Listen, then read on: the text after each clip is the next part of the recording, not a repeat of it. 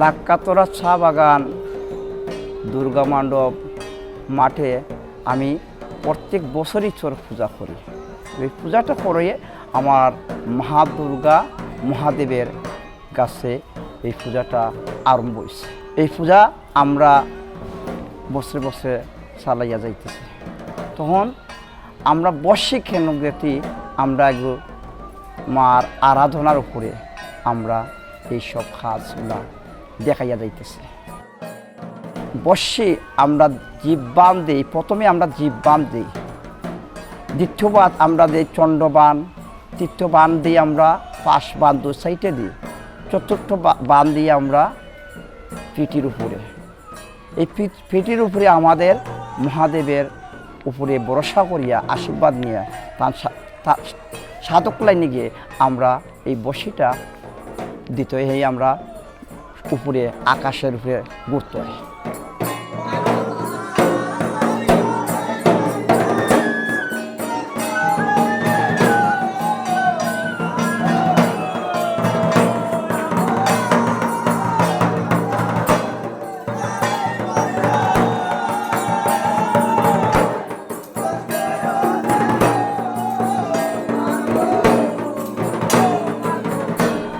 আমরা পূজা করিয়া ভাদর দিন এই নতুন বছরের ভিতর বৈশাখ মাসের 1 তারিখ আমরা গাছ বিসর্জন দিই।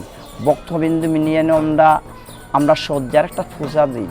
সজ্জার পূজা দিয়ে আমরা গাছ নিয়ে আবার পুষ্করিণীতে নিয়ে আমরা বিসর্জন দিয়ে আমি মহাদেবের কাছে প্রার্থনা করি 1 বছর লাগি, তাহলে বিসর্জন দিয়া আইয়া আমরা ভক্তবিন্দু মিলিয়া আবার আমরা আসনে পূজা দিয়ে আমাদের ভক্তরে আমরা এই যে লগ্নগুলো দান করি, লগ্ন ব্যবহার করি, এই লগ্নগুলো আমরা ভক্তের কাছে তুলিয়া রাখি, আমাদের আসনটাকে ভক্তি দিয়ে আমরা যাই।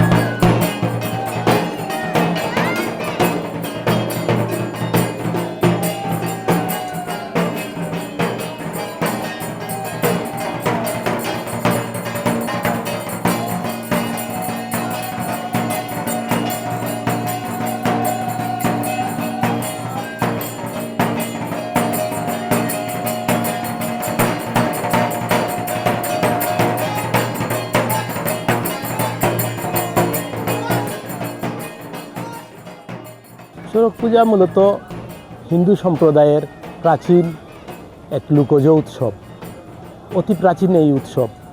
এটা আমাদের বিশেষ করে চৈত্র মাসের শেষে এটি অনুষ্ঠিত হয়, 30 চৈত্রে অনুষ্ঠিত হয়। কথিত আছে যে শিব পার্বতীর বিয়ে হয়েছিল চৈত্র মাসের শেষে, এবং সেটাকে উপলক্ষ করেই চড়ক পূজা অনুষ্ঠিত হয়। এবং এই গ্রামীণ ফসলের যে একটা অবস্থা থাকে, সেই ফসলের আকাঙ্ক্ষা করে, ভালো ফসলের আকাঙ্ক্ষা করে, নতুন বছরে যাতে ভালো ফসল হয় সেই আকাঙ্ক্ষা করেও কিন্তু চড়ক পূজা অনুষ্ঠিত হয়। 1485 খ্রিস্টাব্দ থেকে চড়ক পূজার প্রচলন হয়েছে। আজ থেকে প্রায় 1200 বছর পূর্বে সিলেট শহরে এখানে অনুষ্ঠিত হয় চালিবন্দর মহাশ্মশানে, আর লাক্কাতুরায় সহ অন্যান্য জায়গায়ও কিন্তু চড়ক পূজা অনুষ্ঠিত হয়। চড়ক পূজাতে অনেক অলৌকিক ঘটনা ঘটে, যেমন চড়ক গাছ, আগের দিন চড়ক গাছকে পুকুর বা নদী থেকে পূজা করে বিশাল একটি গাছকে তুলে আনা হয়, এবং তুলে আনার পর সেই গাছকে স্থাপন করে পূজা করে সেই গাছের মধ্যে চড়কে বড়শি গেঁথে ঘুরানো হয় এবং বলা হয় যে এই চড়ককে বলা হয় যে পৃথিবী প্রদক্ষিণ করা হচ্ছে, সেটা বলা হয়। আর চড়ক পূজায় যে বড়শি গাঁথা হয় সেটা প্রায় 4 থেকে 6 ইঞ্চি পর্যন্ত চামড়া উঠে যায়। এরকম অলৌকিক ঘটনা কিন্তু আমরা চড়ক পূজায় দেখতে পাই। ধারালো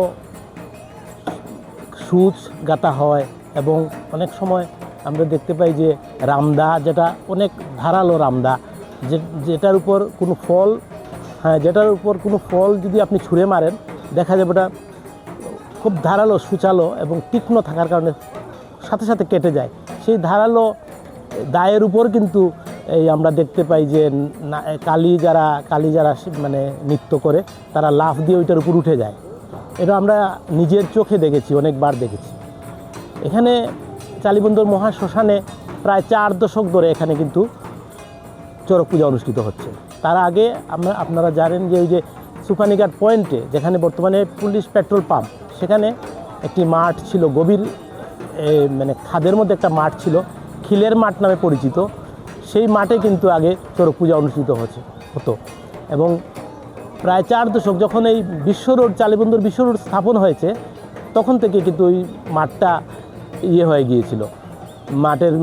মাঠের উপর দিয়ে যখন সড়ক হয়ে গেল তখন সেখান থেকে স্থানান্তর করে চালিবন্দর মহাশ্মশানে নিয়ে আসা হয় এবং চালিবন্দর মহাশ্মশানে তখন থেকেই কিন্তু চড়ক পূজা অনুষ্ঠিত হচ্ছে। চড়ক পূজা নিয়ে আমার একটি আঞ্চলিক ছড়াটির শিরোনাম হচ্ছে মেলার কথা। দলবান দিয়া হকলে মিলি মেলার মাঠও যাইতায়নি, চড়ক পূজাত গিয়া সবে লুটর কলা খাইতায়নি, গুলইল বাসার পটাশ কিনি ফিসলি গুটা লইতায়নি, মাটর কুনাত বায়োস্কোপ দেখাত লাইনও বইতায়নি, অখন কিতা মনয়নি বাসর বাজি বাজাইতায়, হুরু বইনরে হকলে মিলি আলতা দিয়া হাজাইতায়, সরকিত বইয়া হকল টিনতে জেলান মজা খরতায় রে, পরবার ডরে বান্ধবীরে আঞ্জামারি দরতায় রে, দিন তো এখন বদলি গেছে আগর দিনার ফাইতায় কই, আগর লাখান ওয় না মেলা খৌসাইন রে বজাইতায় কই।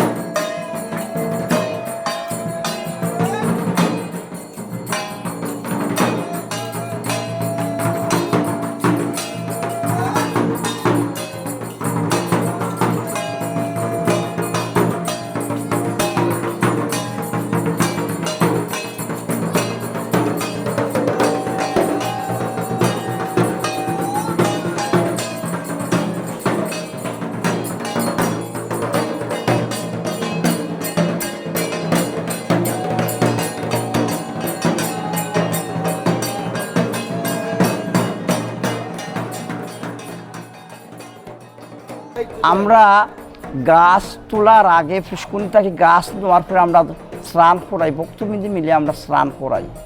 বেলপাতা, দুধ, জল দিয়ে আমরা স্নান করাইয়া আমরা এই গাছের উপরে আমরা একটা টিকা দান করি। অর্থাৎ টিকাটা হইল কি, আমরা সিন্দুর দিয়া অং দেই।